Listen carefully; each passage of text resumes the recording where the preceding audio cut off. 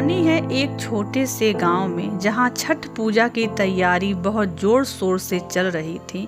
उसी गांव में एक छोटा सा परिवार था, बेटे, बहू और सास। सास छठ पूजा की तैयारी कर रही थी, लेकिन बहू कोई भी मदद नहीं कर रही थी। बहू बार बार जा करके सासू माँ से कहती थी, माँ दुनिया कहां से कहां पहुंच गई है और आप वही पुराने विचारों में अटकी हुई हैं। इस जमाने में इतना कठिन व्रत कौन करता है? सब अपने कर्म का है। जैसा हम लोग अच्छा काम करते हैं वैसे ही हमें भगवान देते हैं। इस साइंस की दुनिया में आप इतना पाखंड में क्यों पड़ी हुई हैं?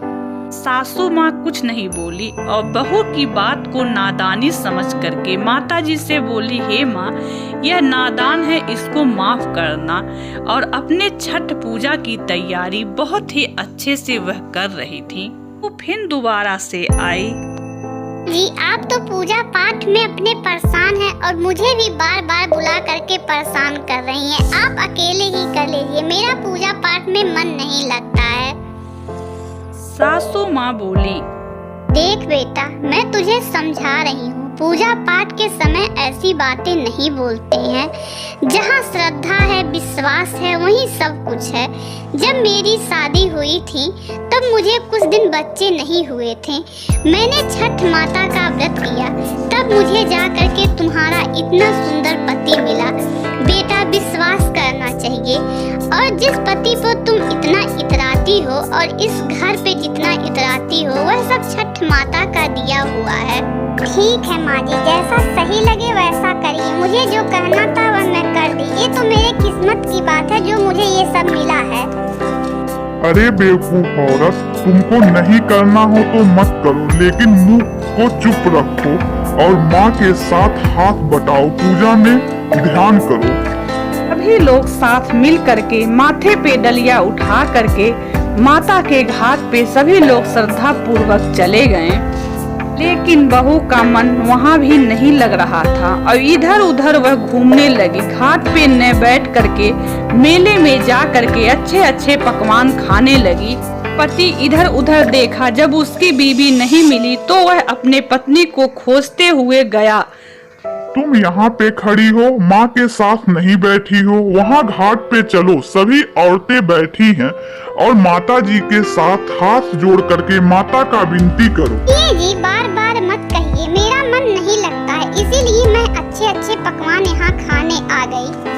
इधर पति वहाँ से चला आया और जैसे ही गंगा माता में डुबकी लगाया, पति बाहर निकला ही नहीं, उसमें डूबने लगा। उसने बोला, मुझे बचाओ, मुझे बचाओ, लेकिन इतना शोर शराबा था कि किसी ने उसकी आवाज सुनी ही नहीं। इधर उधर देखी तो उसका बेटा नहीं दिखा। जब वह बुलाने लगी, मेरा बेटा कहाँ है, तो सभी लोग को पता चला कि वह गंगा जी में डूब गया। अब बूढ़ी अम्मा लगी रोने। माता रानी, मैंने तो पूजा का सभी कुछ बड़े श्रद्धा और विश्वास से किया। हे माता रानी, ऐसा क्या गलती हो गया? जिस बेटे को आप इतने मन्नत से दी थी वही बेटा आज ले ली। हे माता रानी, मेरा बेटा वापस कर दीजिए, नहीं तो मैं जी नहीं पाऊंगी। हे माता रानी, मेरा बेटा अगर आप वापस नहीं करेंगी तो ही गंगा जी में मैं डूब करके अपनी जान दे दूंगी। बहू को भी आकर के कोई बता दिया कि तेरा पति गंगा जी में डूब गया है। बहू उसकी दौड़ती दौड़ती घाट के पास गई और वहाँ बैठ करके दोनों सास बहू रोने लगी। बहू माथा पटक पटक करके रोने लगी, हे माता जी, इतनी बड़ी गलती हो गई, मुझे माफ कर दो। बुढ़िया बार बार बोलती, बहू अपने पति को मांग, गंगा माता से मांग और मानता रख कि माता जी तेरे पति को वापस कर दें।